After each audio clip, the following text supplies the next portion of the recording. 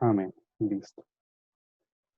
Entonces ya hemos hecho un recorrido bastante, bueno, no tan largo, pero sí hemos abarcado bastante temario, ¿sí? Hasta el día de hoy. Estamos, clases pasadas, manejamos todos los eventos que están por venir, que en cierto sentido el estudio de la escatología es- nos trata de dar una luz de lo que va a suceder en el futuro. Analizábamos también un poco la historia del pueblo de Israel, ¿sí? Que pues, nos sirve bastante para entrar en el contexto de la profecía bíblica o de los acontecimientos finales. Veíamos algo con respecto a la historia del pueblo de Israel, y entrábamos a analizar también unos aspectos muy importantes con respecto a las profecías de las 70 semanas de Daniel, sí que nos daba un criterio para poder nosotros tener una cercanía con con los tiempos y con lo que va a suceder a futuro, ¿sí? Entonces,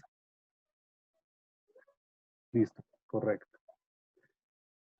Lo de las 70 semanas, analizábamos también por qué el pueblo de Israel permaneció 70 años específicos en Babilonia, ¿sí? Pues habían infringido la ley de el año séptimo, que tenía que ser un año sabático, y a razón de todo el tiempo que ellos no guardaron ese año sabático, fueron 70 años donde pues el Señor en cierto sentido hizo desalojar la tierra para que pudiera reposar y ellos tuvieron que permanecer en esclavitud en Babilonia. Eh, bueno, hacíamos una descripción de cómo se dividían las 70 semanas.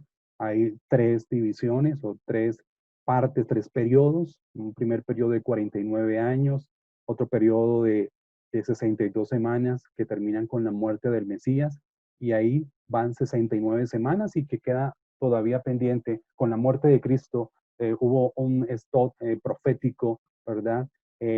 Con el trato con el pueblo de Israel, y estamos todavía pendientes para que llegue la semana 70, que es ya los 7 últimos años y los que tienen que ver con la gran tribulación y todos los eventos futuros que pues poco a poco nosotros hemos ido describiendo y estudiando, ¿sí? Mm, Veíamos algo con respecto a los imperios en el libro de Daniel, ¿sí? Imperio babilónico, medio persa, griego, romano. El quinto imperio es el imperio eterno, milenial de Cristo aquí en la tierra. Un aspecto sobre la estatua de la visión que vio esto Daniel en capítulo 2. Eh, pues, profundizábamos un poco sobre la semana 70, ¿verdad? Que está dividida en dos periodos. A la mitad del periodo, después de 3 años y medio, viene lo que se llama la abominación desoladora, donde el anticristo pues va a profanar el templo, y en cierto sentido ahí sí empiezan los 3 años y medio de real gran tribulación. Y pues va a terminar con la segunda venida de Cristo. Analizamos un poco sobre el templo, que el templo en el año 70 después de Cristo fue destruido, y que lo único que quedó en pie es esta muralla que la llaman, o Tito, el general romano, lo hizo a propósito para que los judíos se lamentaran allí perpetuamente sobre la pérdida del templo. Ahí en ese lugar, en la parte superior, encontramos la mezquita de la Roca. Allí es donde debe ser construido el templo nuevamente, y vemos que el anticristo eso es lo que va a lograr. Por eso el pueblo de Israel lo va a ver como el Mesías, porque va a lograr una paz en el Medio Oriente, y el pueblo de Israel va a poder reconstruir nuevamente el templo, que es símbolo de la religión judía. Mm, de ahí entrábamos a ver un aspecto importante sobre la muerte. Eso lo vimos la clase pasada, que es la separación del cuerpo y el alma. Veíamos el ser humano está compuesto cuerpo, alma y espíritu. En la muerte hablamos que hay una separación entre el alma y el cuerpo. El espíritu, la palabra dice que vuelve a Dios, ese soplo de vida que Dios colocó en el hombre. Entonces aquí podemos encontrar que esa es la muerte física, separación del cuerpo y del alma. Como veíamos más adelante, la muerte eterna, la que recibió Adán en el huerto, o la sentencia más bien de muerte, es no solamente la muerte física, sino una muerte espiritual. Estamos hablando de una separación, recordemos, muerte es separación. La muerte eterna o la muerte segunda es la separación entre Dios y el hombre. Bueno, esto lo veíamos en la clase pasada, ¿sí? El hombre es expulsado a raíz del pecado, viene una muerte física y una muerte espiritual.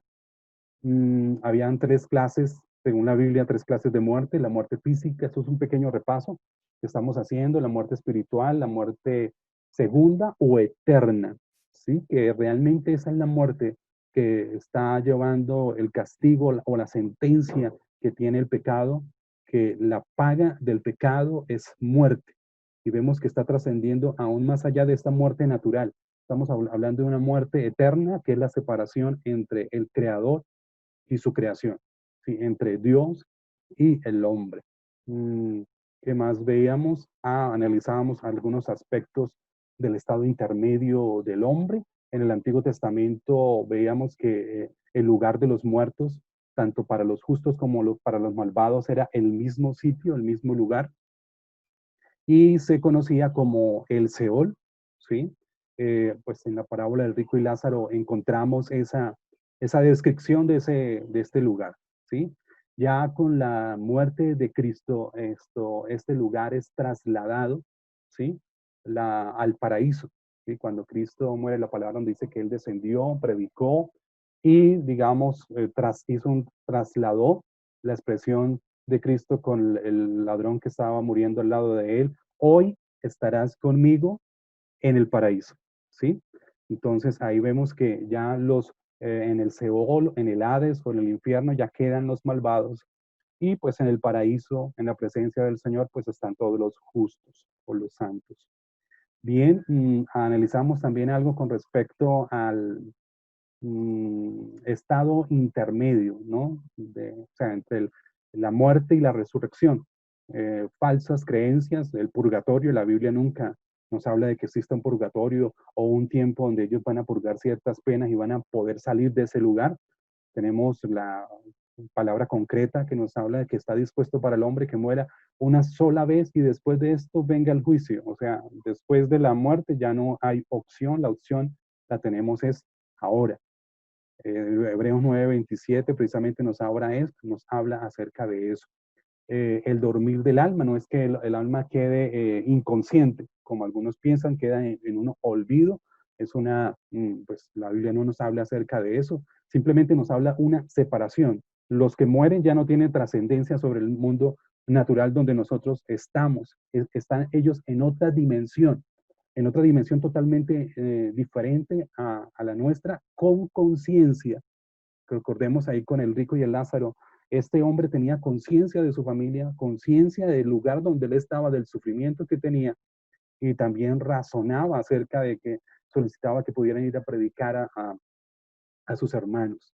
Hablábamos, bueno, y precisamente aquí quedábamos sobre algunas preguntas que quedaron con respecto a aquellas personas que dicen que o creencias que después que las personas mueren, ya dejan de existir. Porque algunos dicen el cuerpo y el alma no se pueden separar. El día en que la persona muera, dejan ya de existir y el alma tanto perece como el cuerpo y ambos tienen que entrar a futuro en la resurrección.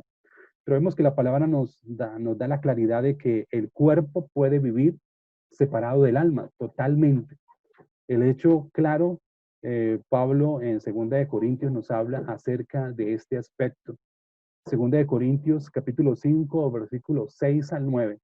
Dice, así que vivimos confiados siempre y sabiendo que entre tanto que estamos en el cuerpo, ahí empieza a hacer la connotación en vida, estamos ausentes del Señor. O sea, mientras nosotros estamos en vida, estamos ausentes física, o sea, literalmente de estar en la gloria del Señor, porque por fe andamos, no por vista, pero confiamos y más quisiéramos estar ausentes del cuerpo, o sea, dando a entender que el alma puede subsistir sin el cuerpo después de la muerte y presentes en el Señor. Por tanto, procuramos también, o ausentes o presentes, serle agradables. Al declarar que estar presente en el Señor significa que pues el alma puede estar en ausencia del cuerpo después de la muerte en sí, y en cierto sentido, el alma es nuestra esencia, nuestra personalidad, lo que somos, lo que razonamos, y ella pues continúa existiendo y continúa, digamos, desarrollando su capacidad intelectual. Otro aspecto era con respecto al juicio. Hay una concepción que dice que las personas no pueden ni disfrutar la vida eterna, ni estar en un sufrimiento sin antes no haberse llevado un juicio, ¿sí? Si ellos no han enfrentado todavía el juicio, no pueden disfrutar la vida eterna y no pueden sufrir. Por tal motivo, las personas cuando mueren, pues dejan de existir. Quedan ahí en stand-by hasta que llega el juicio y después del juicio o van a disfrutar vida eterna en la presencia del Señor o van a la muerte eterna o la separación de su creador. Pero la Biblia nos muestra, y es muy clara, el aspecto que nos dice de que las personas, el día que antes de enfrentar el juicio, ya sea para vida eterna o para condenación, ya empiezan a disfrutar de la paz, en el caso de los cristianos, de los hijos de Dios, ya empiezan a disfrutar el gozo, la paz, la tranquilidad, la presencia de Dios el día en que mueran. Y lo contrario también, los que mueren en pecado, pues van a enfrentar enseguida el dolor, el sufrimiento, mientras se aproxima el juicio para ellos. Juan capítulo 3, versículo 18 nos dice, el que en él cree no es condenado, pero el que no cree ya ha sido condenado porque no ha creído en el nombre del unigénito Hijo de Dios. La persona que muere no creyendo, pues ya ha sido condenado. Lo único es que venga el juicio para confrontar sus obras, pero ya está, digamos, recibiendo ese anticipo del sufrimiento y del dolor que después del juicio también va a sufrir. Y lo mismo las personas que son creyentes en el momento que mueren, pues van a disfrutar ya de la paz, de la presencia y de la vida eterna. Solamente les hace falta que, pues la coronación o el tribunal de Cristo, que es un tribunal de recompensa.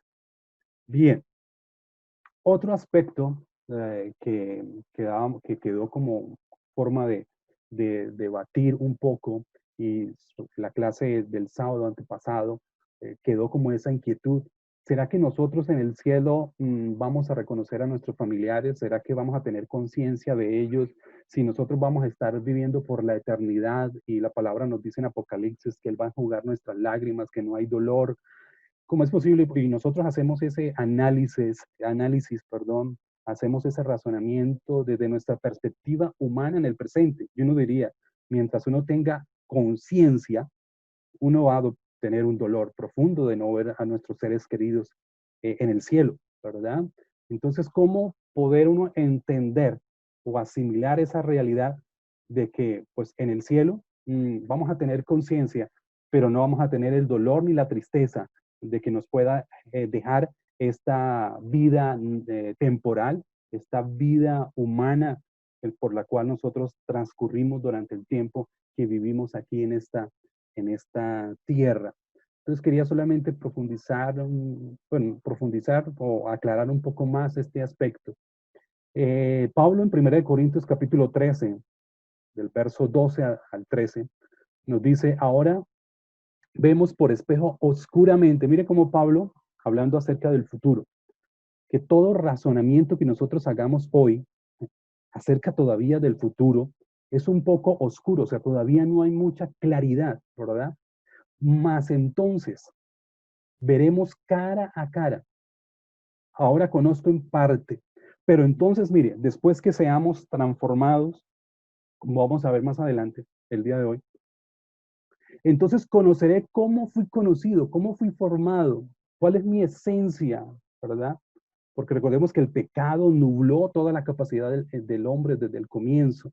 Y ahora permanecen la fe, la esperanza y el amor, y estos tres, pero el mayor de ellos, dice la palabra, es el amor. O sea que cuando nosotros entremos al cielo hay una dimensión de amor total, ¿verdad? Sublime, que va a llenar todo nuestro ser. y no va a haber espacio para el dolor, porque ese verdadero amor va a llenar toda nuestra esencia como personas en ese entonces. Y miren cómo la palabra nos dice también acerca de que tenemos conciencia acerca en el cielo.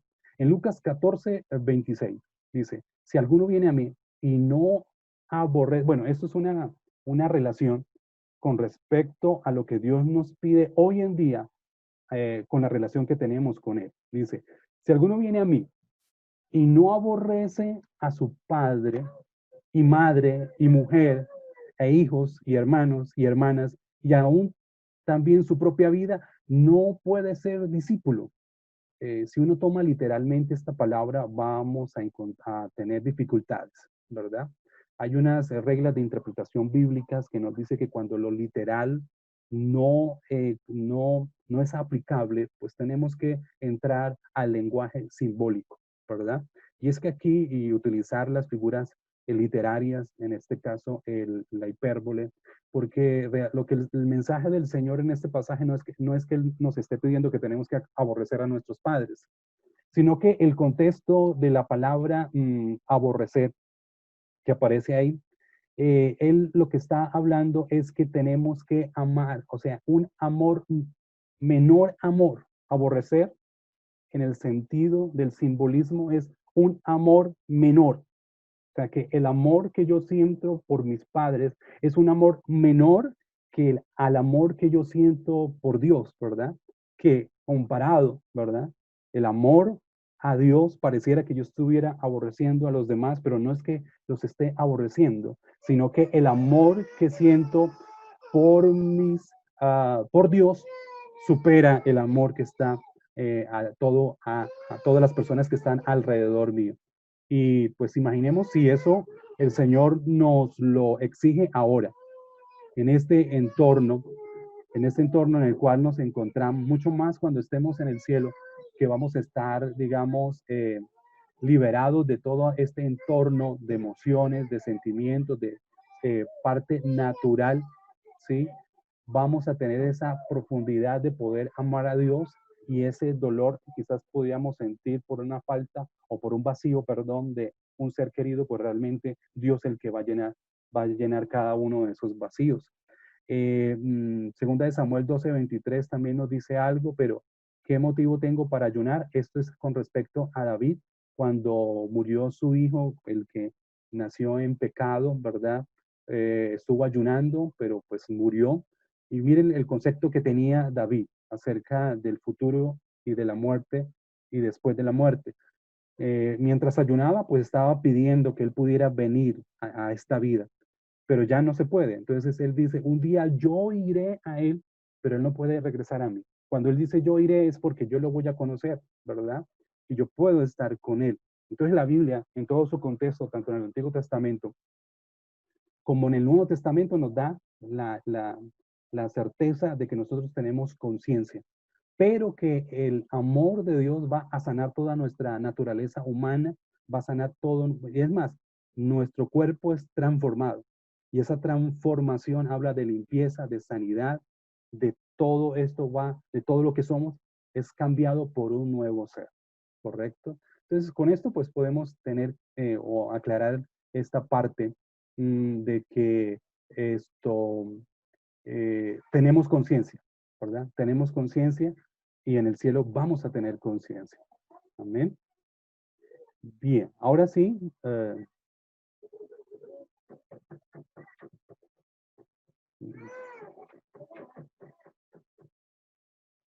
vamos a continuar, pero me regalan un minutico.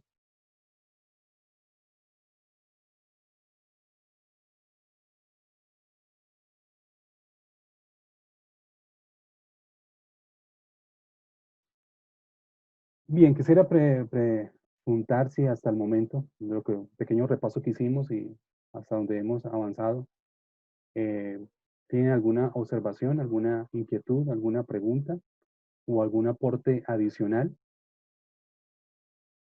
Los escucho.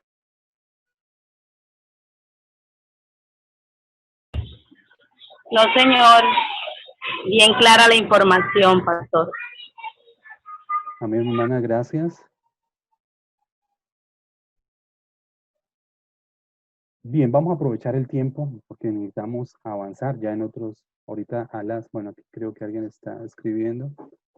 Listo. Ahorita a las 6 daremos un espacio para preguntas de lo que vamos a ver el día a continuación.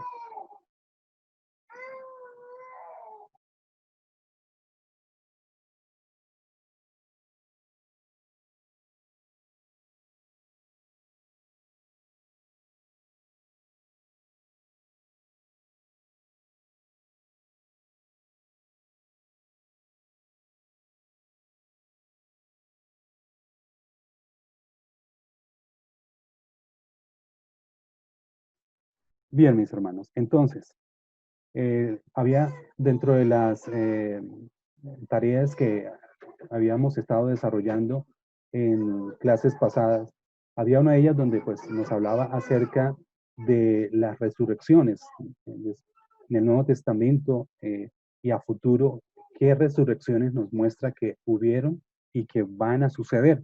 Entonces, precisamente vamos a hablar eso a continuación. Hay dos resurrecciones generales, ¿verdad? Dos resurrecciones generales, la de los creyentes y la de los no creyentes. Juan 5:29 nos dice, y a los que hicieron lo bueno, saldrá a resurrección de vida, mas a los que hicieron lo malo, a resurrección de condenación. ¿Sí? Entonces, estas son las dos resurrecciones generales, la de los creyentes y la de los no creyentes, ¿sí? Los que van a vida eterna y los que van a condenación eterna. Pero en esos dos grupos, tanto en la resurrección de los creyentes como en la resurrección, ¿no se ve bien la imagen? ¿Me confirman si están viendo la presentación, perdón? Ya, profe, ya. Gracias. Listo, perfecto. Entonces, en esos grupos de creyentes y no creyentes vamos a encontrar varias resurrecciones. Y vamos a empezar con la primera. La primera, pues hablamos de las primicias o el primogénito, ¿verdad? De estas resurrecciones que es la misma resurrección de Cristo, ¿verdad? En el orden de la resurrección, la primera es la de Jesucristo, anunciada pues desde el Antiguo Testamento, nos habla acerca del Mesías, desde la resurrección del Mesías como tal, en el Salmo 16, del 9 al 10, y presentada históricamente también en los 4 evangelios, ¿verdad? Y tratada teológicamente en el Nuevo Testamento a partir del libro de los Hechos y todos los escritos de las cartas paulinas, ¿verdad? Y todo lo que encontramos en la iglesia primitiva, siempre resaltaban la resurrección de Jesús. Y es porque, en cierto sentido, la resurrección de Jesús le da un sentido profundo y verdadero a la historia del Evangelio. Pablo nos dice que si Cristo no hubiera resucitado, vana sería nuestra fe. ¿Sí? O sea, si estuviéramos hablando de un Cristo muerto, pero no resucitado, estaríamos como las demás religiones, hablando de un líder famoso que vivió en un tiempo, que dejó una palabra y un ejemplo, pero que está muerto, ¿verdad? Y que si la tumba buscámosla, allí vamos a encontrar los huesos, pero el único líder religioso que tanto la historia bíblica como la historia, porque hay un Cristo histórico que lo respalda la historia, nos muestra que la tumba, precisamente la tumba que se encuentra allí en Jerusalén, si alguien va a visitar la tumba, se va a dar cuenta que está vacía. Y es que estamos hablando de un Cristo resucitado. Y gracias a esa resurrección, el Evangelio cobra vida y tiene sentido la vida cristiana que nosotros hoy estamos viviendo. Entonces, Jesús fue esa primicia, ¿verdad? De esa nueva cosecha, de este, digamos, de esta dispensación de la gracia. Entonces, podemos notar la primera resurrección verdadera, la de Cristo. Quizás podemos encontrar algunas resurrecciones anteriores de personas que, en el caso de Lázaro, Dios lo resucita, pero él muere, ¿verdad? Y quizás en el Antiguo Testamento encontramos otras resurrecciones, pero son personas que volvieron a la vida, pero volvieron a morir también. Pero en esta resurrección estamos diciendo de personas que van a regresar a la vida, pero no van a morir en el sentido físico, ¿verdad? Que van a enfrentar un juicio, ya sea de condenación o vida eterna, pero van a seguir existiendo por la eternidad. Primera, la resurrección de Cristo. La segunda, la resurrección de los santos de Jerusalén. En el tiempo de la resurrección de Cristo, cuando Cristo resucitó, ocurrió una resurrección que fue como una prenda. Eso lo encontramos en Mateo 27, 52 al 53. Este pasaje afirma que en el tiempo de la muerte y resurrección de Cristo se abrieron los sepulcros y muchos cuerpos de santos que habían dormido se levantaron y salieron de los sepulcros. Después de la resurrección de él, vinieron a la santa ciudad y aparecieron a muchos. Miren que el día en que Cristo resucita, otros santos del Antiguo Testamento salieron de sus tumbas, ¿verdad? Y resucitaron, ¿sí? Ahí encontramos otra resurrección de esos santos que se levantaron en el día en que Cristo resucitó. Y miren que la palabra no nos aclara o no nos dice que ellos hayan regresado nuevamente a los sepulcros. Y miren algo interesante y algo de resaltar. El día en que Cristo resucitó, todos sabemos que fue el primer día de la semana, o sea, el domingo. Ese domingo se estaba celebrando una fiesta. Esa fiesta, el pueblo de Israel tenía 7 fiestas, ¿verdad? La fiesta de la Pascua, el viernes, el jueves en la noche, viernes, la fiesta de los panes sin levadura, que era una semana comiendo panes sin levadura, el sábado con el día de reposo comenzaban, y las fiestas de las primicias que iniciaban el domingo.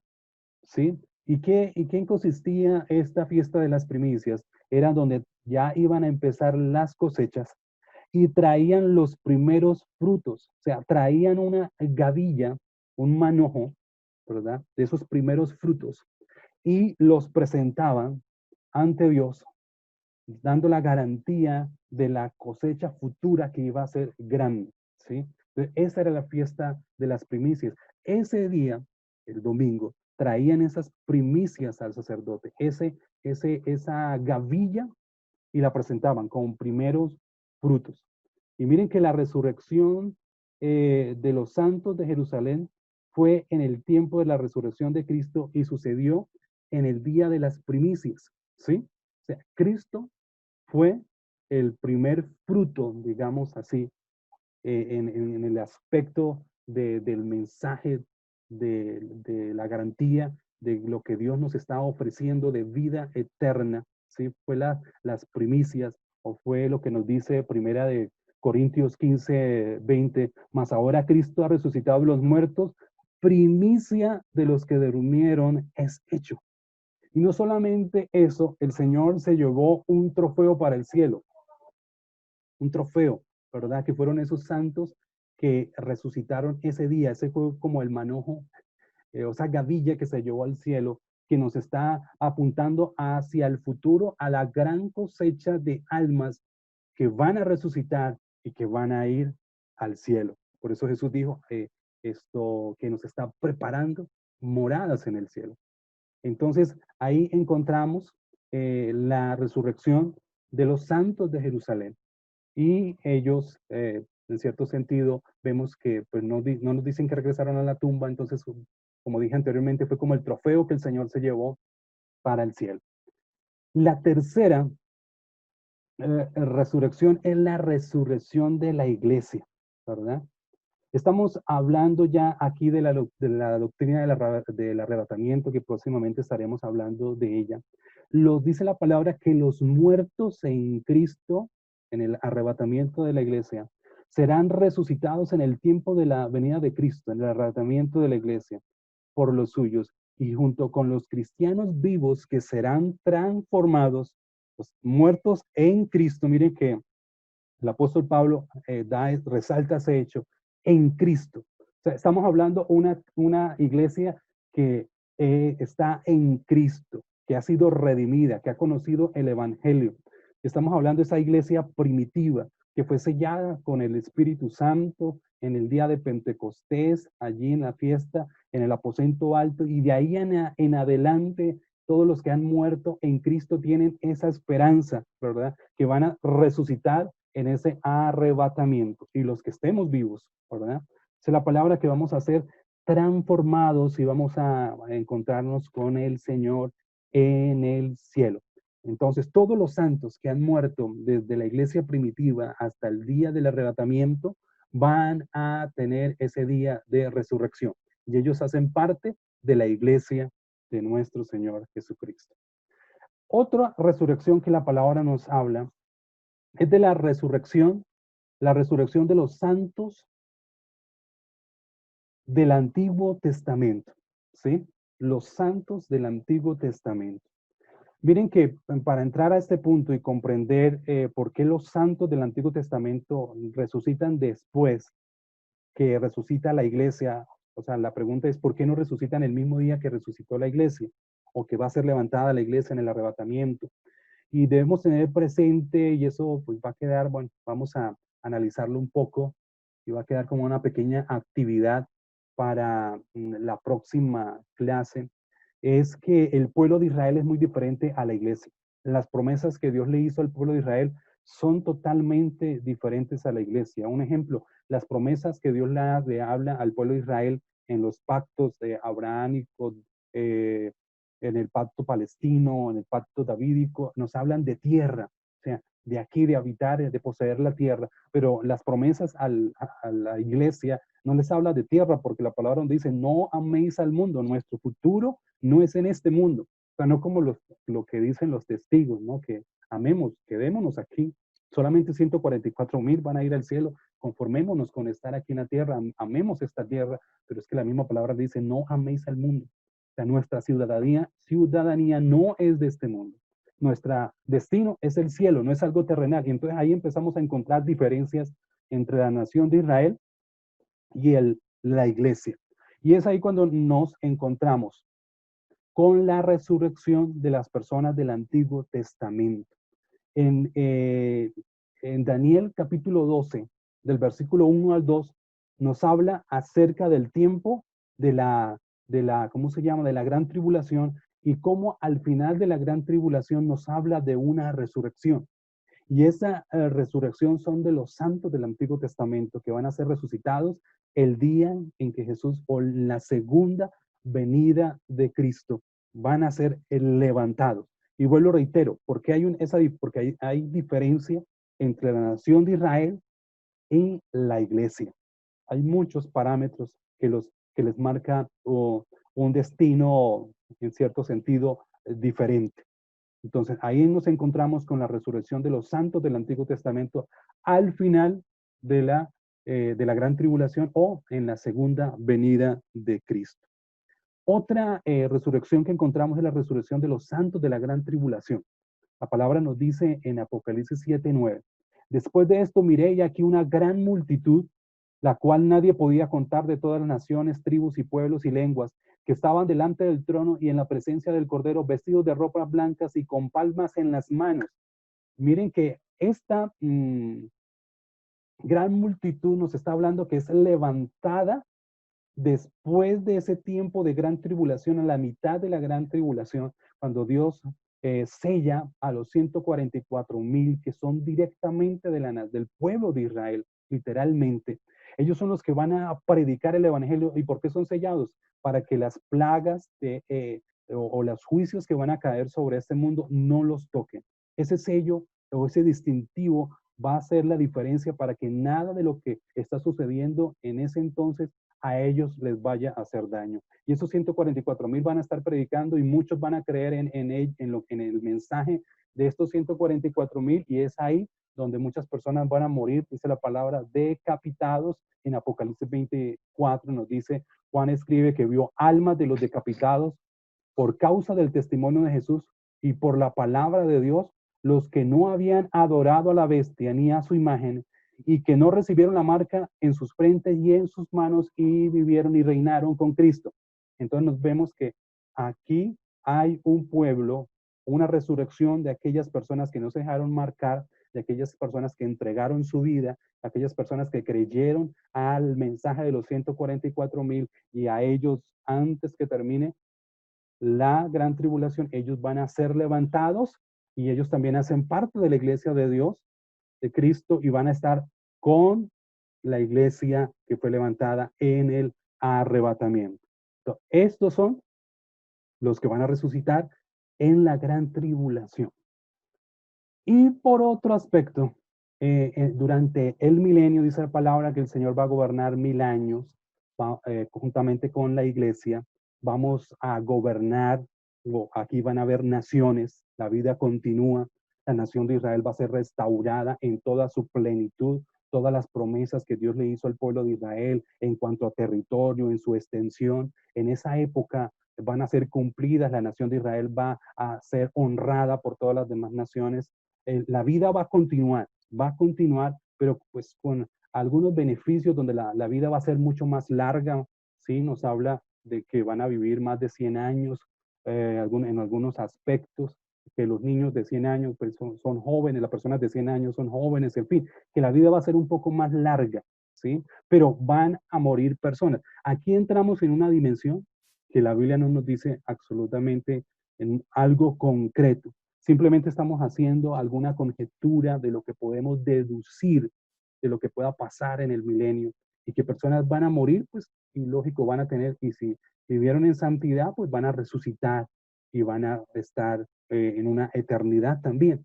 Pero bueno, reitero, este es exclusivamente en este aspecto del milenio, sí, pues no tenemos muchos argumentos para sustentar esto, pero es una conclusión que se puede llegar con respecto a esas personas que van a seguir viviendo y que van a morir lógicamente en este mundo y pues si vivieron bajo el criterio del reinado milenial, pues van a resucitar a una nueva vida en cielos nuevos y tierra nueva. Y por último, la resurrección de los impíos, que eso es al final del milenio en el juicio del gran trono blanco, cuando todas las personas todas las millares y millares de personas van a ser resucitadas y van a entrar en ese juicio de condenación. Y es aquí donde entra la muerte segunda o la muerte eterna, que es la separación de Dios y del hombre. Miren que esta semana, escuchando algunas, algunos mensajes con respecto a esto, saltaba o relucía la pregunta sobre, bueno, el tiempo. O sea, si la historia de la humanidad nos dicen que hay millones y millones y millones de personas, ¿cuánto tiempo van a durar esos juicios? Se va a demorar demasiado tiempo eso, llevar a cabo esos juicios. O en las bodas del Cordero, que el Señor en el juicio en el tribunal de Cristo, mientras pasemos toda la iglesia frente a ese tribunal, se van a acabar los 7 años y no va a haber tiempo. Pero tenemos que tener presente que nosotros estamos en otra dimensión donde no hay tiempo. En este mundo natural manejamos lo limitante, lo que no es finito, pero ya cuando estemos en el cielo, digamos que ese tiempo se dobla y no tiene sentido porque estamos hablando de algo infinito. El tiempo ya no transcurre normal y la palabra nos dice o hace una analogía que para Dios un día son como 1000 años y 1000 años como un día. Entonces el tiempo no nos va a afectar en ese entonces. Bien, este es el resumen de las resurrecciones que la Biblia o la palabra nos muestra que hay. Entonces, hay dos resurrecciones generales, la de los creyentes y la de los no creyentes. Unos para salvación, eternidad, otros para la muerte eterna o condenación. Bien, ahora en este aspecto, ¿tienen alguna duda? ¿Tienen alguna inquietud? Pastor, una preguntita. ¿Aló, me escucha? Amén, sí, lo escuchamos. Sí, quiero hacer una preguntita. Es una incógnita la resurrección 3 y de la 4 y la 5, que dice que la resurrección de los santos y del Antiguo Testamento, y también creo que en la resurrección quinta habla también de la gran tribulación. He escuchado que van a ver, van a hacer apariciones de tres profetas o tres santos. Creo que uno de esos es Elías o Eliseo o Moisés, que van a estar, que van a estar en distintas partes predicando el evangelio, y que en un momento cuando la gente van a como que ir a buscarlos, a matarlos, desaparecerán y se encontrarán en otro lugar. Mi pregunta es, ¿eso que estoy diciendo en qué tiempo pasará? ¿En la resurrección de los santos del Antiguo Testamento o en la resurrección de de la gran tribulación?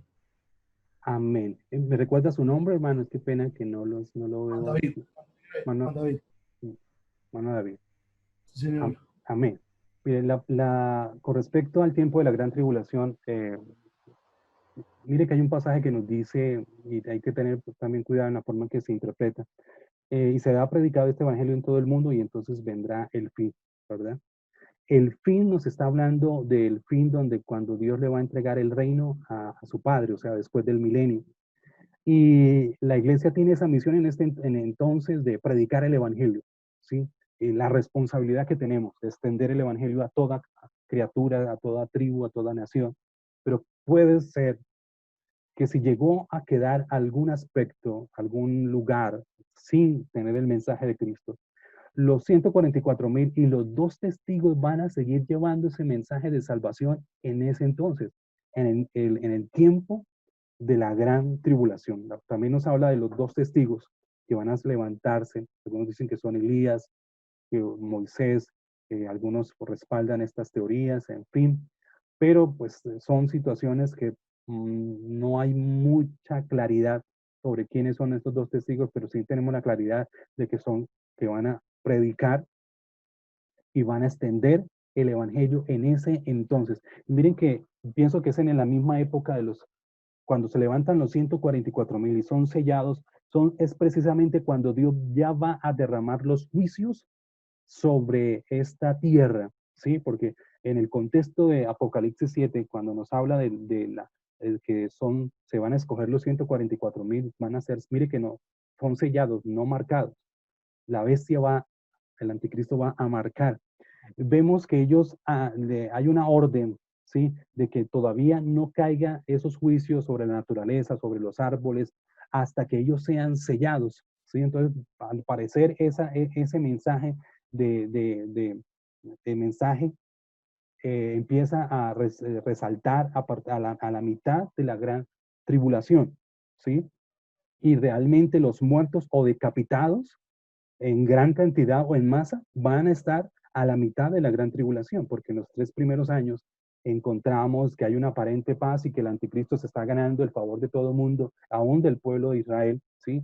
Y que después de la abominación desoladora donde él se presenta en el templo, profana el templo, ahí empieza tanto el dolor para, como dice el Antiguo Testamento, el dolor para la casa de Jacob y para el mundo entero, para los que quieran rechazar el mensaje del anticristo. Entonces, todos los muertos y los que van a ser levantados van a aparecer a la mitad o en la segunda parte de la gran tribulación.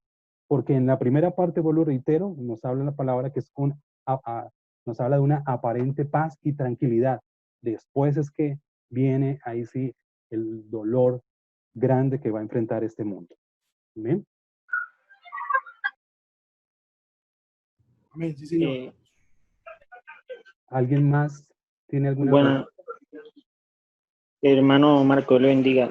Amén. Tengo una... Me regalan es que como aquí no puedo verlos y no tengo la colaboración de los que me estaban ayudando, hermano Giancarlo tuvo una dificultad. Entonces, ¿me confirman su nombre, por favor? Leonardo Díaz. Hermano Leonardo, Dios le bendiga. Sí, lo escucho. Amén, hermano. Quería hacerle... Hermano Leonardo.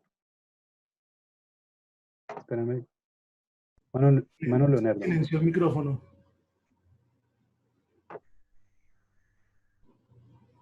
Hermano Leonardo.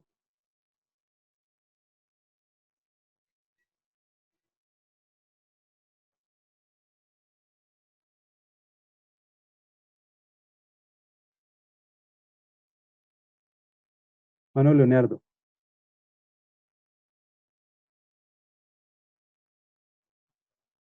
Bueno, si no puede hablar, me puede escribir la pregunta, hermano Leonardo. ¿Aló? Aló, lo escucho, hermano Sí, Leonardo. me escucha. Ok. Entonces mi pregunta era que si, bueno, aquellos que mueren no viven conforme al milenio, estos no resucitarán. Los del milenio, los del tiempo del Ajá, milenio. O sea, ahí donde ajá. les estaba comentando que no hay mucha información con respecto al tiempo del milenio, sino que estamos haciendo una deducción, ¿sí? Van a quedar naciones en este mundo, ¿sí? Van a quedar personas viviendo en este mundo, ¿sí? Todas las naciones que respaldaron al pueblo de Israel y los que, ¿sí? Van a continuar existiendo y la vida va a estar continuando durante el tiempo del milenio. Y entonces esto nos da la deducción de que hay personas que van a morir, ¿sí? Y si hay personas que van a morir, hay personas que mueren aceptando el gobierno milenial de Cristo, ¿sí? Les pido si pueden, los que están pueden silenciar el micrófono, por favor.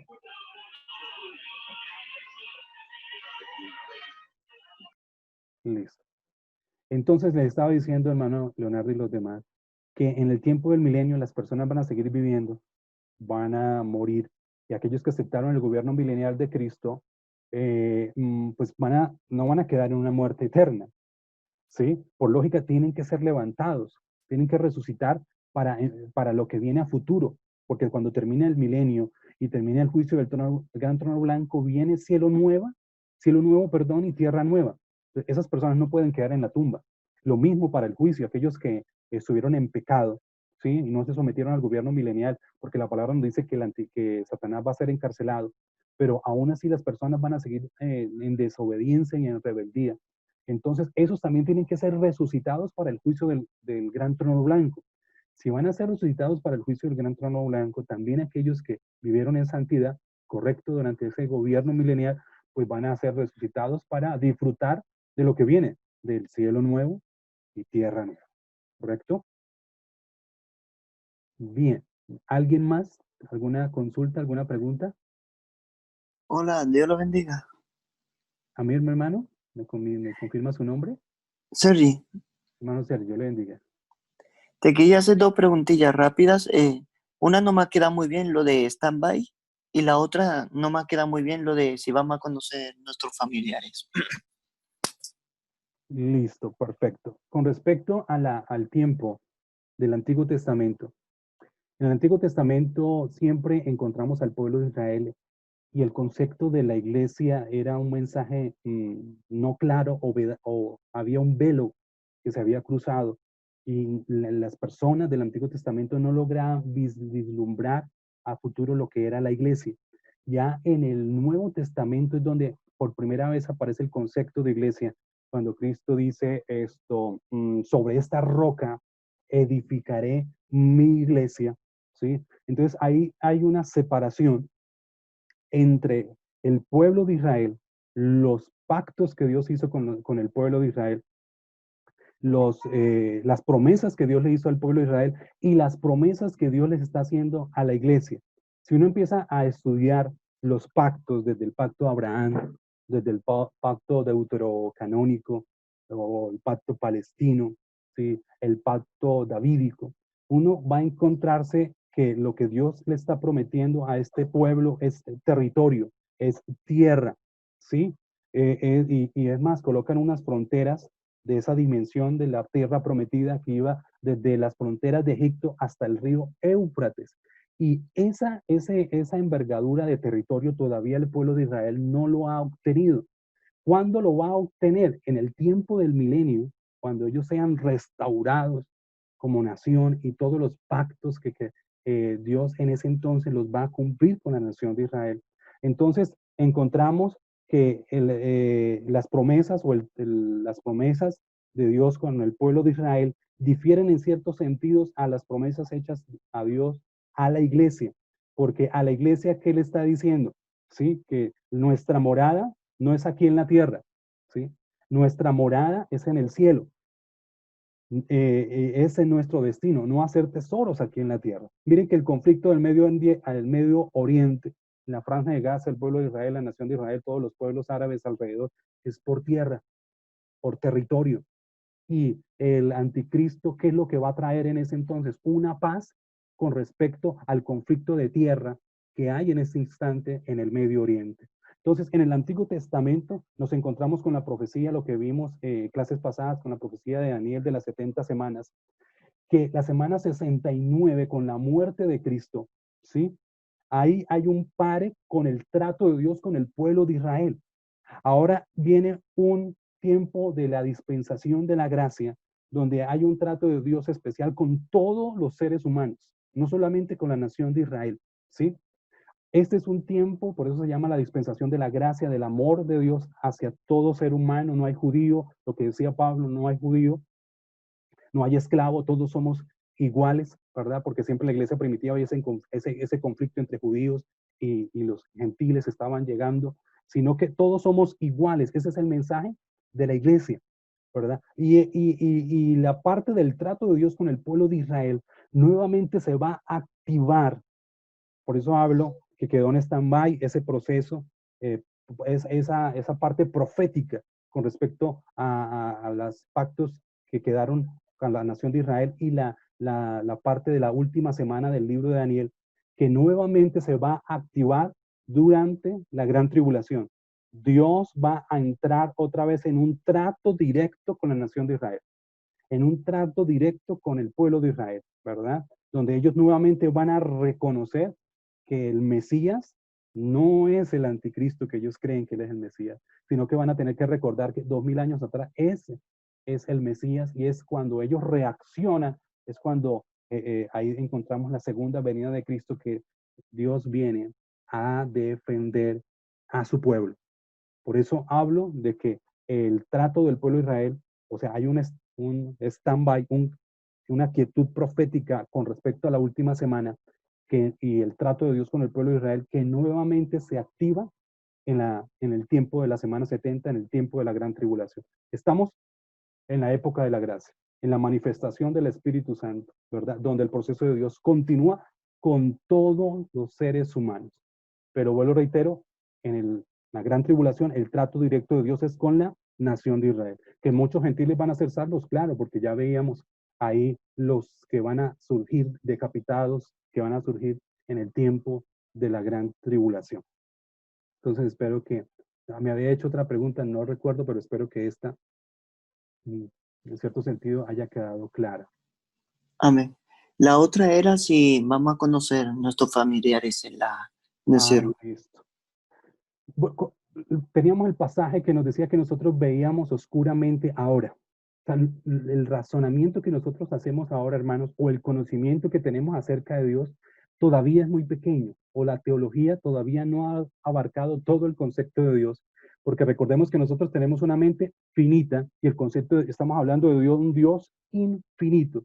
Lo que nosotros hemos logrado procesar, perdón, y lo que Dios nos ha revelado es lo que nosotros necesitamos para este tiempo, para esta época que estamos viviendo. Pero el día en que seamos transformados, como vamos a ver, el aspecto de la resurrección, el cuerpo que vamos a recibir el día en que resucitamos, nosotros vamos a ser liberados de toda esta, ¿cómo se llama? Simiente pecaminosa que venía desde Adán.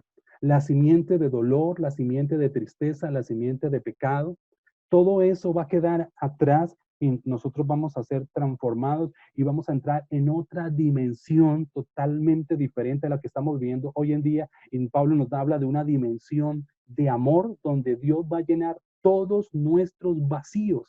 O sea, ahora no es el vacío, o sea, el concepto de que tengo a mis seres queridos en mi corazón, ¿verdad? Pero si en algún momento dado queda ese vacío lo va a llenar Cristo mismo, Dios mismo, con su presencia. Es más, nos habla de las bodas de Cordero. ¿Quiénes se van a casar?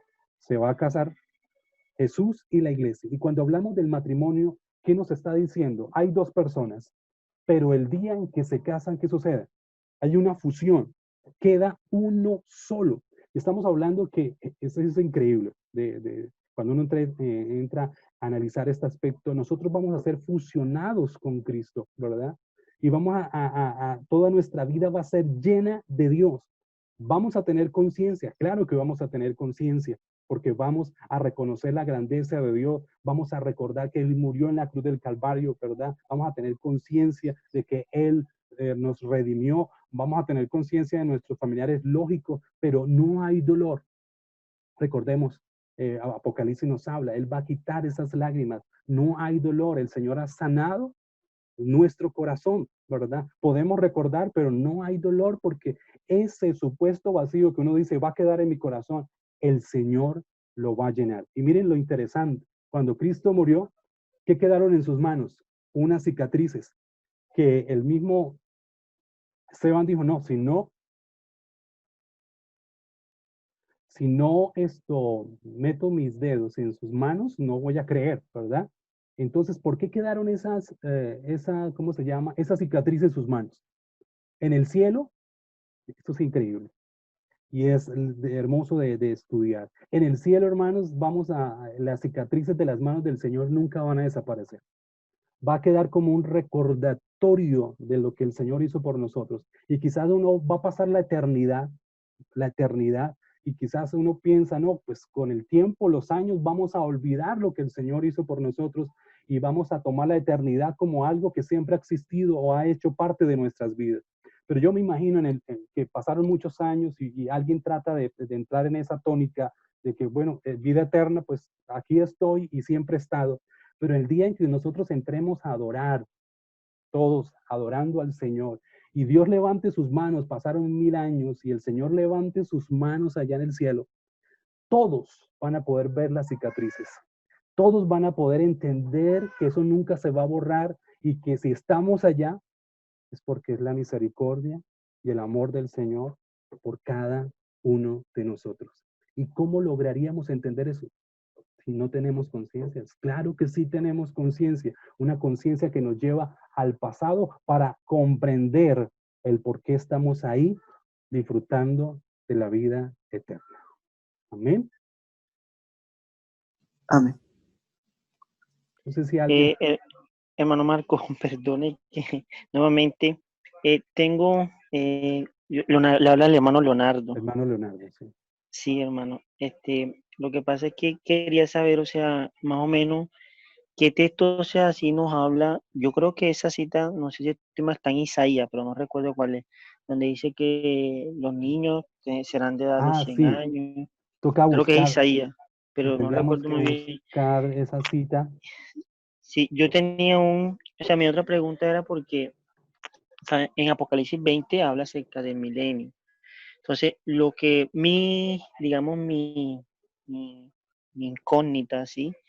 Era, yo tenía, o sea, por lo que dice Apocalipsis 20, o sea, de que, como dice en el versículo, dice en el versículo 4, dice, y vi tronos y se sentaron sobre ellos los que recibieron facultad de jugar, y vi las almas de los decapitados por causa del testimonio de Jesús, por la palabra de Dios, los que no habían adorado a la bestia ni a su imagen, y que no recibieron la marca en su frente ni en sus manos, y vivieron y reinaron con Cristo 1000 años. Estos sabemos que fueron los que salieron de la gran tribulación, que resucitaron. El versículo 5 del capítulo 20 de Apocalipsis dice, pero los otros muertos no volvieron a vivir hasta que se cumplieron 1000 años. Esta es la primera resurrección. El 6 dice, bienaventurado y santo el que tiene parte en la primera resurrección. La segunda muerte no tiene potestad sobre esto, sino que serán sacerdotes de Dios y de Cristo y reinarán con él 1000 años. Entonces, mi pregunta era por el versículo 6, que dice que reinaremos con el Señor 1000 años. O sea, no dice ahí de que vamos a morir, pero sí sé que en Isaías habla acerca de milenio, entonces era como digamos, mi incógnita, ¿sí? Sí, correcto, pero tenemos que tener presente, si estamos hablando de la iglesia de Dios, o sea, la iglesia de Cristo, ¿sí? La iglesia que ha sido redimida, ¿sí? Ha sido, o sea, los que estaban muertos resucitaron, ¿verdad? Y han recibido un cuerpo glorioso y un cuerpo transformado que no va a morir. Nosotros, los que estemos vivos y experimentemos este arrebatamiento, nuestro cuerpo va a ser transformado, ¿sí? Nosotros ya tenemos garantizada la vida eterna. La muerte segunda no nos va a tocar, ¿sí? La muerte segunda no va a tocar a esa iglesia redimida o esa iglesia que experimenta el arrebatamiento y a esos santos que son resucitados en el tiempo de la gran tribulación. Cuando hablo de personas que van a morir, no hablo, no hablo de la iglesia o de los que están reinando con Cristo, sino hablo de las naciones que quedaron, ¿sí? Naciones que quedaron en este mundo después de la gran tribulación, ¿sí? Porque si estamos hablando de reinado milenial, es porque hay pueblo sobre el cual el Señor va a gobernar, ¿sí? No todos van a ser destruidos en la batalla de Armagedón. Van a ser destruidos aquellas naciones que se levantaron contra el pueblo de Israel, pero aquellas naciones que lo apoyaron van a seguir viviendo, van a seguir existiendo. La vida va a continuar durante el milenio, lógico, bajo otras condiciones, mejores que las actuales, ¿verdad? Pero que la vida cotidiana continúa, ¿sí? Y es ahí donde yo les comentaba de que quizás las personas van a enfrentar la muerte, porque son 1000 años. Y recordemos que ni siquiera las personas más longevas del Antiguo Testamento, en el caso de Matusalén, creo que vivió 956 años, ni siquiera alcanzó a los 1000, ¿sí? Entonces lo más probable es que hay personas que mueran, ¿sí? Y personas que mueran aceptando el gobierno milenial de Cristo, pero vuelvo repito, son personas de naciones que quedaron, ¿sí? Después de la gran tribulación. ¿Sí me hago entender?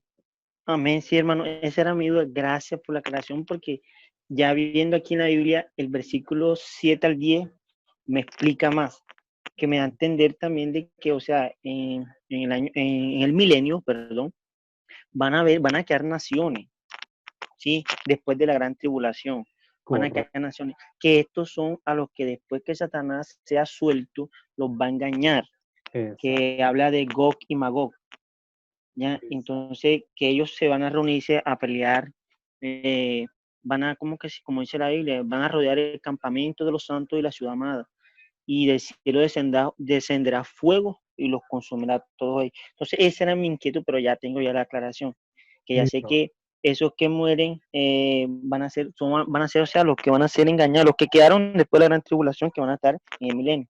Gracias por la aclaración, pastor. Te agradezco mucho.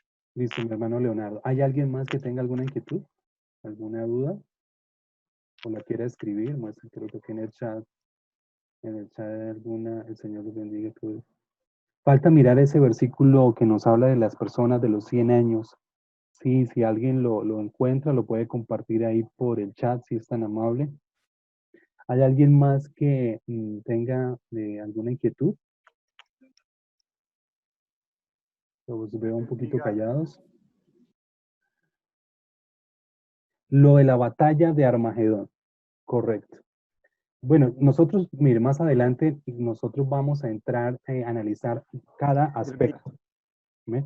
Vamos a empezar a analizar el arrebatamiento, vamos a analizar un aspecto de las bodas del Cordero, vamos a mirar lo de la gran tribulación y pues la parte de la batalla ¿de qué?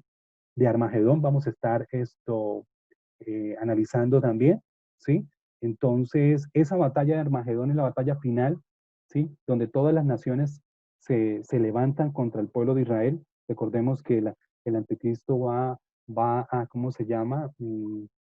A usurpar el templo, a profanarlo, ¿sí? A partir de ese entonces hay una guerra total contra la nación de Israel. Se van a unir, recordemos, las 10 naciones, son los 10 cuernos del Apocalipsis, que nos habla de esa gran bestia y un cuerno pequeño que los va a gobernar, ¿sí? Y esas naciones se van a levantar contra la nación de Israel para destruirla, y es ahí lo que hablamos de la batalla de Armagedón, cuando se levantan esas naciones en ese valle de Armagedón a luchar contra el pueblo de Israel, y es ahí cuando se da la segunda venida de Cristo. Pero pues más adelante también vamos a analizar este tema. Las naciones que quedan en el milenio serán los que no tienen, exacto, las que no tienen la marca de la bestia, correcto.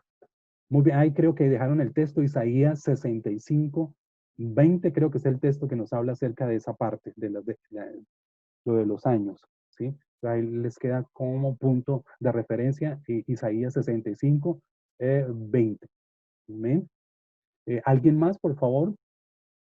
Lo reitero, ¿tienen alguna duda, alguna inquietud? Pastor, una pregunta rápida, porfa. ¿Sí? Yo estoy casado con mi esposa. ¿Sabré que estoy casado con ella? O sea, ¿seguiremos siendo esposos? O sea, me has dicho que sabremos el conocimiento y todo que tenemos, pero ¿estaré casado aún con ella? No, claro que no. Miren que esa fue la misma pregunta que le hicieron a Cristo los saduceos que no creían en la resurrección y le trajeron el concepto de una persona que tenía, ¿cómo se llama? Una mujer que tuvo 7 esposos. Esa era la ley del levirato. Si un hombre moría y no tenía descendencia, su hermano tomaba esa responsabilidad con la mujer que quedó y así sucesivamente. Y dice que pasaron 6 hombres y luego 7. Entonces, ¿de quién iba a ser ella esposa? De los saduceos le hacen la pregunta a Cristo, y en la eternidad, ¿de quién va a ser? ¿Quién es el esposo de ella realmente? Y Jesús les dice, ignoráis. O sea, están haciendo un razonamiento sin conocimiento. Y es ahí cuando da una claridad sobre cuál va a ser nuestra estructura en ese entonces, y dice que seremos como, no igual que los ángeles, sino como los ángeles, ¿sí? Seremos como los ángeles, donde no hay casamiento, no hay esa procreación, ¿sí? Porque, vuelvo y reitero, nuestra estructura emocional de personas va a ser totalmente diferente a la que tenemos hoy en día, ¿verdad?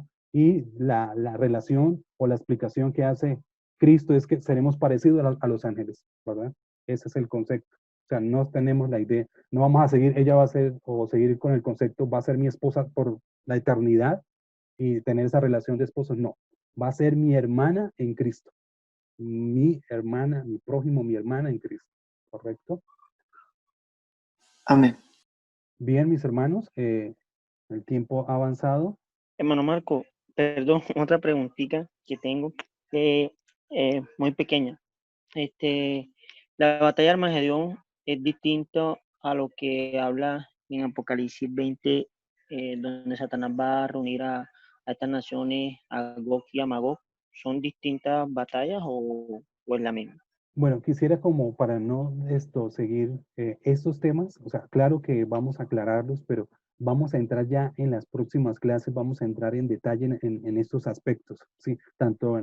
Vamos a entrar en profundidad con respecto al arrebatamiento, como les dije anteriormente, a las bodas del Cordero. Vamos a seguir esa secuencia a la gran tribulación y a todos los eventos que tienen que ver con la gran tribulación, ¿sí? Entonces, y esos detalles los vamos a manejar en ese momento. Entonces, yo creo que podemos dejar esa inquietud o esas preguntas, vamos a relegarlas para ese momento de la clase donde vamos a manejar ese tema, así como para poder avanzar toda, porque que ya el tiempo se nos está pasando, poder avanzar en lo que lo que tenemos planeado para el día de hoy. Amén. Amén. Listo. ¿Hay alguien más con respecto a este tema? Listo. Yo pienso que podemos seguir avanzando en esta parte. Listo. Bien. Esto era con respecto a las resurrecciones.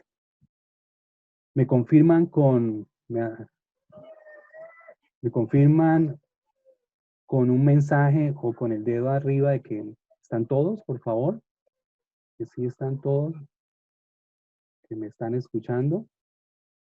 Amén. Así es. Amén, amén. Amén. Eso, Mana Narly. Gracias. Mana Arelis. Roiner, Marta, hermana Marta. Hermana Alejandra. Amén. Hermana Isabel. Amén. Hermana Rosmira. Hermano Leonardo. Hermana María García. Amén. Así es.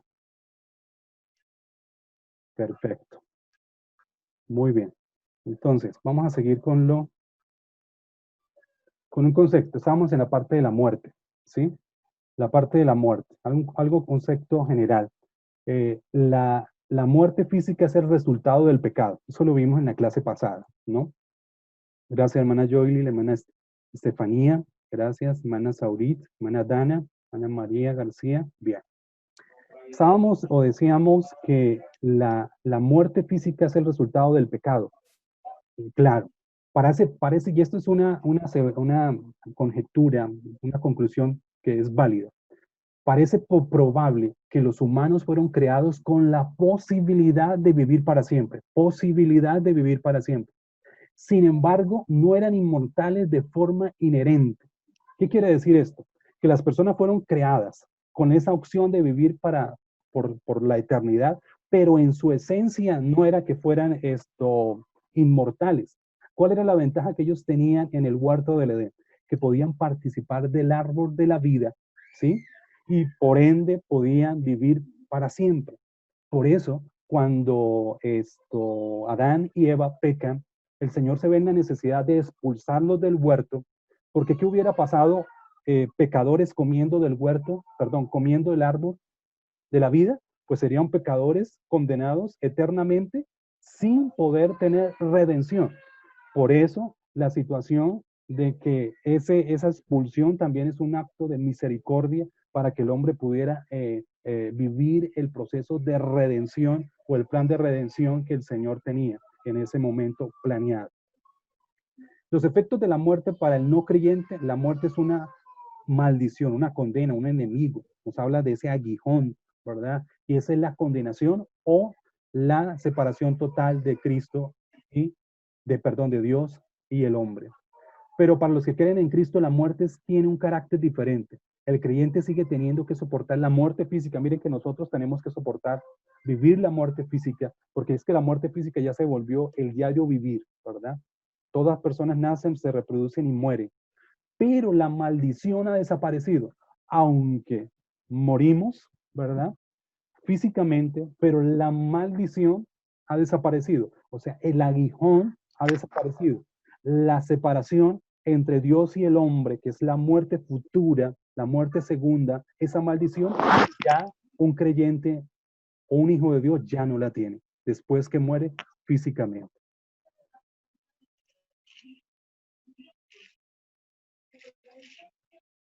Ahora sí, entrando en el aspecto de la resurrección, les pido que me regalen 10 minuticos más y avanzamos en esta sección. La resurrección. El principal resultado de la segunda venida de Cristo, desde el punto de vista individual de la escatología, es la resurrección, ¿sí?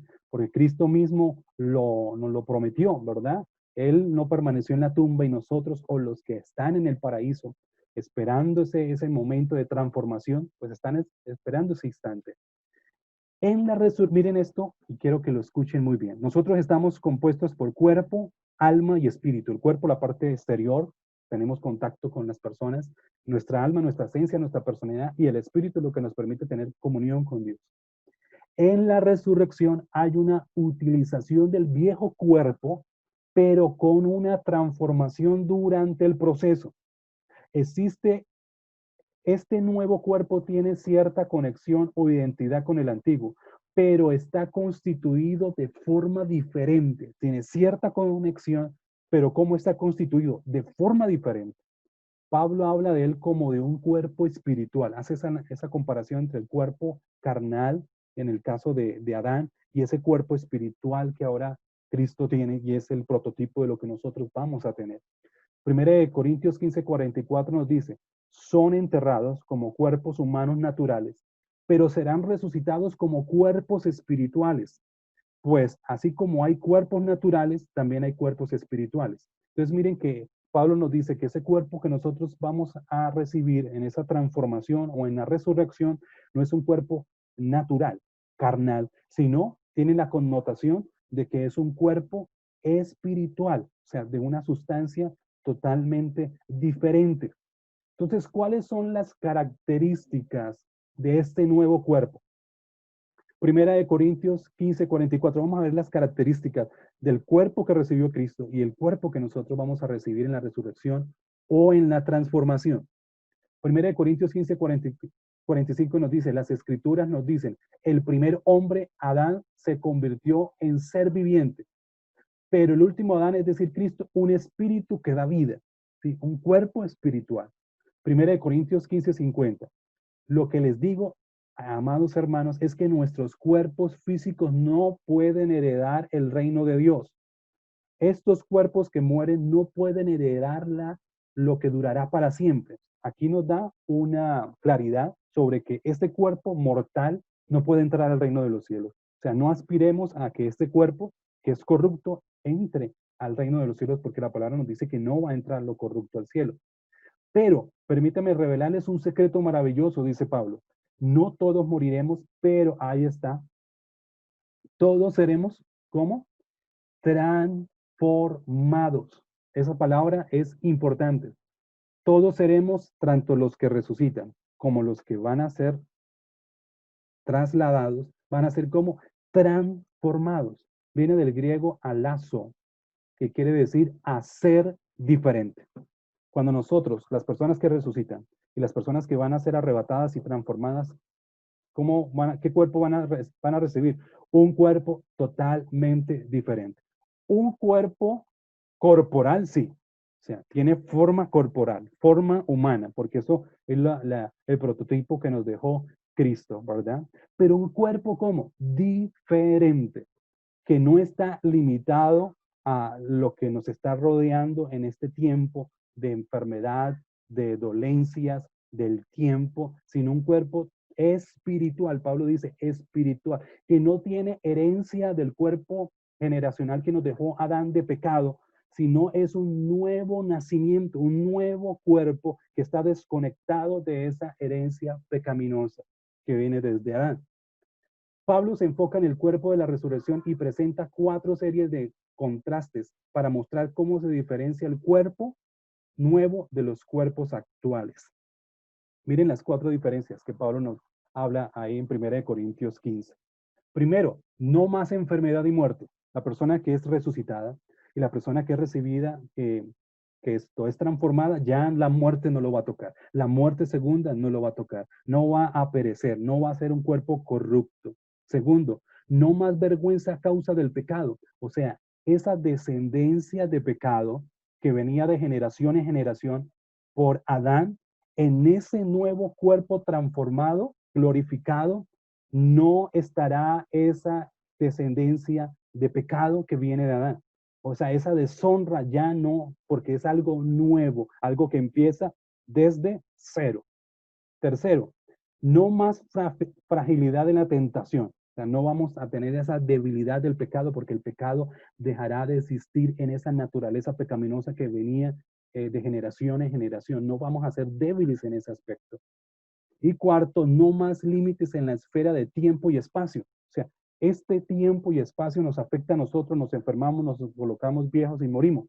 En el tiempo de la transformación, no, eso no nos va a tocar, porque el espacio y el tiempo no va a entrar en ese cuerpo glorificado. Amén. Ahora, mire lo que dice primera de Juan 3, capítulo 2. Queridos hermanos, ahora somos hijos de Dios, pero todavía no se ha manifestado lo que habremos de ser. Sabemos, sin embargo, que cuando Cristo venga seremos, interesante, semejantes a Él, porque lo veremos tal como es Él, lo veremos cara a cara, ¿verdad? En un cuerpo transformado. Dice, seremos semejantes a Él en semejanza de ese cuerpo glorificado que Cristo recibió el día en que resucitó. Filipenses capítulo 3, versículo 20 dice, mas nuestra ciudadanía está en los cielos. Miren algo importante con respecto al pueblo de Israel. La ciudadanía del pueblo de Israel está aquí en la tierra, porque las promesas que Dios le hizo al pueblo de Israel son aquí terrenales. Pero a la iglesia, ¿qué le está diciendo Pablo? ¿Qué le dice a los filipenses? Mas nuestra ciudadanía está en los cielos, de donde también esperamos al Salvador, al Señor Jesucristo, el cual, ahí está la característica de nuestro nuevo cuerpo, transformará el cuerpo de la humillación nuestra para que sea semejante al cuerpo de la gloria suya, por el poder con el cual puede también sujetar a sí mismo todas las cosas. Entonces, en conclusión, la resurrección no es la recuperación del cuerpo abandonado por el alma. O sea, usted no esté pensando, uy, los que murieron la resurrección es recuperar ese cuerpo que quedó en la tumba. No. Ni la continuación de la vida anterior, ¿sí? De esa vida anterior que llevaba ese cuerpo humano, sino el principio de una vida nueva. Miren que nuevamente les voy a leer esta parte. La resurrección no es la recuperación del cuerpo abandonado, no es ir a restaurar ese cuerpo que quedó físicamente allá en la tumba por el alma, ni la continuación de esa vida que dejó ese cuerpo, sino el principio de una nueva vida. Porque es que, miren, nosotros que vamos a encontrarnos después del milenio, cielo nuevo y tierra nueva. Vamos a vivir una experiencia nueva con un cuerpo nuevo, con un cuerpo glorificado. ¿Sí? Entonces tengamos presente esta parte. El cuerpo transformado es un cuerpo totalmente diferente al que nosotros vamos a dejar en este mundo, pero sí tiene forma corporal, porque Cristo los discípulos, aunque en primera instancia no lo conocían, camino de Maús, iban con ellos, no lo lograban identificar, pero tenían un cuerpo humano, porque ellos no se asustaron viendo un fantasma, sino ellos tenían la sensación de que el que caminaba con ellos era un ser humano, una persona, un humano que estaba, un hombre que iba con ellos. Entonces es un cuerpo corporal, pero un cuerpo transformado, un nuevo cuerpo, algo nuevo, algo diferente que está desligado al cuerpo de este mundo que era un cuerpo pecaminoso. ¿Bien? Y con esto ya voy terminando. El cuerpo glorificado de Cristo. Miren las características que tenía el cuerpo glorificado del Cristo, de Cristo resucitado. Como segunda persona de la Trinidad, la encarnación afectó a Jesús de tal forma que en adelante él tendría un cuerpo físico, algo que no había tenido nunca antes. O sea, desde que Cristo se encarnó, se hizo carne y habitó en medio de nosotros, de a partir de ahí ese cuerpo humano y posteriormente transformado va a seguir con Cristo por la eternidad. ¿Sí? No es que él vaya a perder ese cuerpo o esa naturaleza humana, sino que esa naturaleza va a continuar por la eternidad. 100% Dios, 100% humano. En el cielo vamos a tener a Cristo 100% Dios, 100% humano. Después de su resurrección, él continuó teniendo un cuerpo físico, lo que les estaba diciendo, y lo tendrá para el resto de la eternidad. Después de su ascensión, no solo tiene un cuerpo físico, sino un cuerpo glorificado, el mismo que nosotros vamos a recibir. Su cuerpo glorificado no tiene limitación de espacio y tiempo, por eso él podía trasladarse de un lugar para otro fácilmente. El Cristo glorificado ha recobrado toda su gloria, ¿sí? Nos dice la palabra que él se despojó de toda su gloria, habitó en medio de los seres humanos, ¿verdad? Se humilló, se limitó en su concepto de divinidad aquí en la tierra, pero nuevamente cuando resucitó, nuevamente esa gloria fue restaurada para Cristo. El Cristo resucitado volverá a juzgar a todas las naciones. Bien, yo creo que aquí con esto, aunque faltó mucho por adicionar, pero el tiempo ha pasado, perdón, y hay un aspecto que sí nos demandaría tiempo, hablar acerca de la naturaleza humana y divina de Cristo, que sí es algo que tenemos que tener claro con este aspecto, pero pienso que ya nos tocaría para la próxima clase poder abarcar este tema, cuando hablamos del cuerpo resucitado de Cristo, porque estamos un poco profundizando en el cuerpo glorificado de Cristo, porque como he dicho en algún momento, ese cuerpo resucitado es el prototipo del cuerpo que nosotros vamos a recibir en la vida eterna. Amén. Entonces pienso que con esto vamos a finalizar por hoy, ¿sí? Nuevamente continuaremos para el próximo sábado, ahí sí estaremos este sábado a las 5 de la tarde, ¿sí? Nuevamente en la clase como normalmente la hemos tenido y vamos a poder continuar con este tema porque, pues lo reitero, no hemos podido finalizar con lo que teníamos proyectado en el temario para el día de hoy.